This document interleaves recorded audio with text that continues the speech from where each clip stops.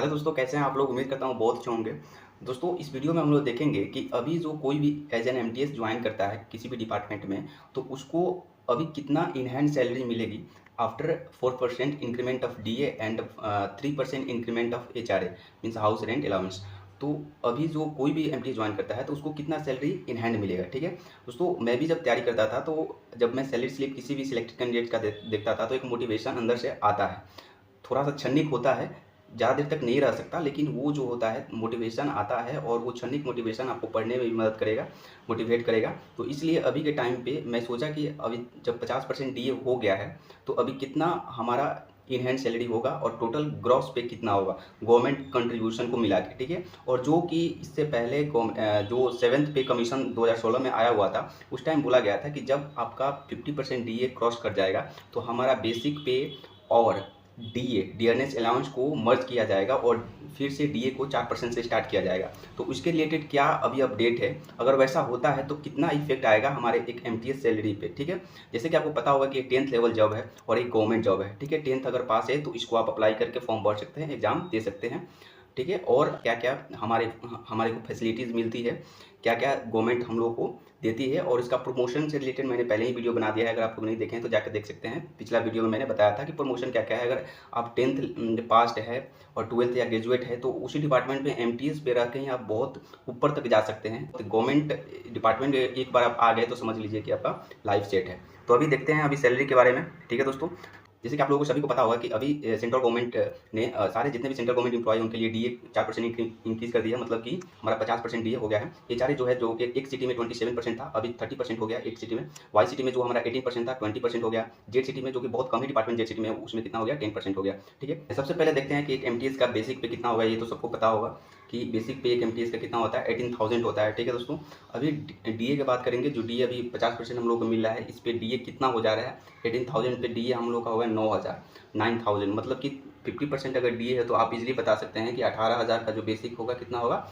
9,000 होगा। ठीक है, तो ये देखते चलिएगा। फिर अभी तीसरा फैसिलिटी जो हम लोग का होता है एचआरए। तो एचआरए अभी हम लोग को कितना मिलेगा, तो एचआरए दोस्तों आपको पता होगा कि एक सिटी में अगर आप है तो 30% मिलता है। तो मैक्सिमम मैं अभी एक सिटी में है तो मुंबई है, अहमदाबाद है, बेंगलोर है, फिर उसके बाद चेन्नई है, फिर उसके बाद आपका कोलकाता है, फिर न्यू दिल्ली है। ये सब जो है दोस्तों एक सिटी में आते हैं। ठीक है, और कुछ छूट गया हो तो आप गूगल पे सर्च कर सकते हैं कौन कौन एक सिटीज़ में आते हैं। हाउस रेंट अलाउंस अभी एक सिटी के लिए 5400 एक एमटीएस को मिलेगा। ठीक है, जो कि पहले भी मिलता था क्योंकि मिनिमम उस टाइम पे मिलता था। ठीक है, अभी जो है अब मिनिमम जो रेट है उससे क्या हो गया, कंबाइन हो गया। अभी इसके बाद अगर इंक्रीज होगा तो आप लोगों का बढ़ेगा। लेकिन अगर आपका जैसे कि कोई पहले से एमटीएस ज्वाइन है, उनका बेसिक पे अगर मान लीजिए कि 19,100 हो गया है, 2 बार इंक्रीमेंट लग गए, तो उनका जो है एचआरए ज़्यादा हो जाएगा। ठीक है, तो बेसिक पे भी एक साल में 3% बढ़ता है, या आप लोगों को पता होना चाहिए। तो अब नेक्स्ट चीज़ पे चलते हैं जो होता है टीपीटीए। ठीक है, तो टीपीटीए जो दोस्तों अभी हम लोगों को मिलेगा, टीपीटीए जो दोस्तों हम लोगों को मिलेगा 2025। ठीक है, 2025 ये जो होता है आप कैसे कंक्लूड करेंगे, तो 1350 जो है एक एमटीएस को में लेवल 1 और लेवल 2 चाहे एलडीसी हो चाहे एमटीएस हो, उसको 1350। अब प्लस में इस पर डीए कितना है 150% बढ़ा दीजिए इस पर, तो आपका आएगा कितना 2025, मतलब टीपीटी अभी आपको 2025 मिलेगा। उसके अनुसार आप लोग देख लीजिएगा, ये ऐड करेंगे तो कितना होगा। अभी ग्रॉस पे हम लोग चल रहे हैं, अभी थोड़ा पेशेंस रखिए। ग्रॉस पे चलेंगे तो दोस्तों गवर्नमेंट कंट्रीब्यूशन, सबसे बड़ी बात दोस्तों गवर्नमेंट कंट्रीब्यूशन कितना होगा, तो गवर्नमेंट कंट्रीब्यूशन आपका 3,780 रुपया होगा। ये कैसे कंक्लूड होता है, तो जो आपका बेसिक पे होता है, बेसिक पे कितना है 18,000 और आपका डीए कितना है 9,000, ये दोनों को ऐड किया जाता है 27,000 होगा। और इसका 14% निकाल दीजिए, इसका 14% जितना आएगा 3,780, 27 में वो 14 से मल्टीप्लाई कीजिएगा 378 जीरो, 3,780 गवर्नमेंट कंट्रीब्यूशन होगा। ठीक है दोस्तों, तो अभी अभी हम लोग देखेंगे कि गवर्नमेंट कंट्रीब्यूशन के बाद हम लोगों का ग्रॉस पे कितना हो जाएगा। तो ग्रॉस पे का अगर देखें तो दोस्तों, चलिए हाँ ग्रॉस पे देखते हैं। तो ग्रॉस पे दोस्तों हम लोग का हो जाएगा अभी के टाइम पे ग्रॉस पे 38,205 रुपये, 38,205 रुपये ग्रॉस पे हो जाएगा अभी के टाइम पे। अगर आपको आपका बात करें कि कटौतियाँ क्या क्या होती है इसमें, तो जो ये गवर्नमेंट कंट्रीब्यूशन होता है, गवर्नमेंट कंट्रीब्यूशन आपको मिलता नहीं है, ये आपके एनपीएस अकाउंट में जमा होता है। ठीक है, जो एनपीएस न्यू पेंशन स्कीम है, इसके तहत आपके पेंशन अकाउंट में जमा हो जाता है। फिर आपका जो बेसिक सैलरी 18,000 और प्लस में जो डीए 9,000, ये दोनों पे ऐड करने के बाद आपका 10% जो है काट लिया जाता है, ये एनपीएस में जमा होता है। ठीक है, तो एनपीएस में जमा होगा 10%, और गवर्नमेंट कंट्रीब्यूशन इतना, तो 10% निकालेंगे तो आप मतलब 2700 आपका एनपीएस में और प्लस 3780 एमपीएस में, दोनों को ऐड करिएगा तो लगभग ये 6000 के करीब होगा। मतलब 6000 हर महीना आपके अकाउंट में एनपीएस में जमा होगा, जो आपके रिटायरमेंट के टाइम ये सब मिलता है। ठीक है दोस्तों, तो ये तो आपका कटौतिया हो गया। अब ये सब करने के बाद दोस्तों आपके खाते में कितना आएंगे? अभी आप 10th लेवल के जॉब में जैसे कि आप जा रहे हैं, अभी न्यूली फ्रेश ज्वाइन हो रहे हैं गवर्नमेंट जॉब में, जो कि प्राइवेट जॉब में अगर कभी कहीं भी जाए, अभी अगर आपके पास कोई स्किल नहीं है तो दोस्तों आपको पता है कितना मिलेगा, 10 15 20 हज़ार, इससे ज़्यादा तो मिलेगा नहीं आपको, चाहे कितना भी पढ़े हो आप, इंजीनियर हो तब भी। तो दोस्तों नेट पे जो है अभी आपके अकाउंट में 31,725 रुपये आएगा जब आप एज एन एमटीएस पहली बार ज्वाइन हो रहे हैं तो। ठीक है, अब बात करते हैं दोस्तों जो हमारा डीए बढ़ा है, डीए 50%, और जैसे गवर्नमेंट बोली है कि जनवरी से आपका डीए बढ़ा हुआ मिलेगा, तो जो जनवरी वाला कब मिलेगा हम लोग? क्या जो मार्च में आएगा उसमें सैलरी में आएगा? दोस्तों नहीं, मार्च वाला सैलरी में आपका डीए नहीं आएगा। ये रूल है कि जिस मंथ में अनाउंस होता है कि आपका डीए बढ़ाया गया है तो उस मंथ के अगले मंथ में एरियर्स आते हैं। ठीक है, एरियर्स का मतलब होता है ARRERS।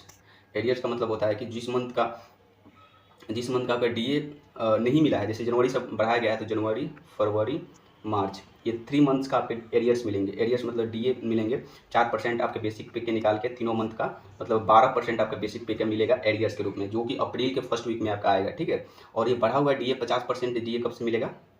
तो ये मिलेगा अप्रैल के सैलरी से आपका एड होगा। ठीक है, अप्रैल का जो 13 अप्रैल का जो आएगा आपका सैलरी 13 अप्रैल का, तो उस टाइम का आपका 50% डीए के साथ आएगा। ठीक है, और जो ये जनवरी, फरवरी, मार्च का अप्रैल के फर्स्ट वीक में आपका एरियर्स आ जाएगा। ठीक है, ये ध्यान रखिएगा।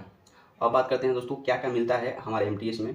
तो आपको पता होगा कि एक सेंट्रल गवर्नमेंट एम्प्लॉय, चाहे कोई भी गवर्नमेंट एम्प्लॉय हो, 2 टाइम्स डीए इंक्रीज होता है साल में 2 बार, एक बार होता है जनवरी में और एक बार होता है जुलाई में। ठीक है, तो 8% तो इंक्रीमेंट लेके चलिए, ये आपके बेसिक पे के, ये इन्फ्लेशन को एडजस्ट करने के लिए होता है, जो इन्फ्लेशन होता है उसके अनुसार, जैसे महंगाई बढ़ रही है हमेशा तो उसके अनुसार 2 बार डीए बढ़ाया जाता है। 1 टाइम इंक्रीमेंट मिलता है, जैसे कि एक बार इंक्रीमेंट होगा कोई भी सेंट्रल गवर्नमेंट एम्प्लॉय का 3% इंक्रीमेंट, मतलब आपका जो बेसिक पे है उसका 3% इंक्रीमेंट लगाया जाएगा। जैसे अगर 18,000 आपका बेसिक पे है तो आपका पहली बार इंक्रीमेंट होगा तो 18,500 हो जाएगा, दूसरी बार इंक्रीमेंट होगा तो 19,100 हो जाएगा, तीसरी बार इंक्रीमेंट होगा तो 19,900 हो जाएगा। तो ऐसे इसलिए हो जाता है दोस्तों कि जब आप क्लर्क, लोअर डिवीजन क्लर्क जो होता है, आप 3 साल में 3 बार इंक्रीमेंट होगा, तो तीसरे साल में तो आप लोअर डिवीजन क्लर्क के बेसिक पे पहुंच गए, जो एलडीसी का आपका 19,900 होता है, तो तीसरे साल में तो आपका ये इंक्रीमेंट लगकर 19,900 हो ही गया। तो उस टाइम पे इसलिए आपको एलडीसी पे प्रमोट कर दिया जाता है, एक छोटा सा टाइपिंग टेस्ट दिया जाता है, आपका पोस्ट भी बढ़ जाता है, तो सैलरी में कुछ ज़्यादा फर्क नहीं आता है, बस आपका पोस्ट एलडीसी हो जाता है एमटीएस से। ठीक है दोस्तों, तो ये ध्यान रखिएगा, जैसे कि मैंने बताया था उस टाइम पे कि एलडीसी सारे डिपार्टमेंट में आप 3 साल में प्रमोट हो जाएंगे, 2.5 साल में भी कितना डिपार्टमेंट में 2 साल में हो जाता है। 1 टाइम हवलदार ड्रेस, अगर आप हवलदार हवलदार में सिलेक्ट है तो हवलदार का ड्रेस अलाउंस मिलता है आपका 5,000। ठीक है, 5,000 ड्रेस अलाउंस मिलता है। CGHS अगर डिपार्टमेंट में है तो आपका 4100 जो है हेल्थ अलाउंस मिलता है। तो CGHS अच्छा है, मतलब कि अगर आपका 31,500 आ रहा है तो 4100 जोड़ देंगे तो इसमें कितना हो जाएगा, 35,200 के करीब हो जाएगा। तो CGHS डिपार्टमेंट में ऐसा मिलता है, आप एमटीएस है तो ऐसा है। अगर दोस्तों बात करें बेसिक पे और डीए को मर्ज करने का, तो बेसिक पे और डीए को मर्ज होने का दोस्तों अभी कोई नोटिस नहीं है गवर्नमेंट का, लेकिन दोस्तों अगर हो जाता है तो कितना हो जाएगा आपको पता है कि बेसिक पे अगर अभी जो है एमटीएस को एक 18,000 मिल रहा है, तो उसमें अभी डीए कितना है 50% है, तो 9,000 जब मर्ज कर देंगे तो कितना हो जाएगा 27,000, मतलब 27,000 आपका बेसिक पे हो जाएगा एक एमटीएस का। और क्योंकि आपको पता होगा कि जितना भी आपका अलाउंस मिलता है सब बेसिक पे ही कंक्लूड होता है, तो इसलिए ये जो है दोस्तों बेसिक पे बढ़ेगा तो आपका सैलरी भी बढ़ जाएगा, 40,000 के करीब आपका सैलरी हो जाएगा अगर मर्ज होगा डीए, तो 40,000 से ज़्यादा ही हो जाएगा। ठीक है दोस्तों, तो यही फैसिलिटी मिलती है एक एमटीएस को। और दोस्तों अगर चैनल पर नए हैं तो आप लोग प्लीज़ सब्सक्राइब कीजिए चैनल को, बहुत लोग देखते हैं लेकिन सब्सक्राइब नहीं करते हैं। And most important thing for you, that be concentrate to your goal, it's very very important. Bye, take care.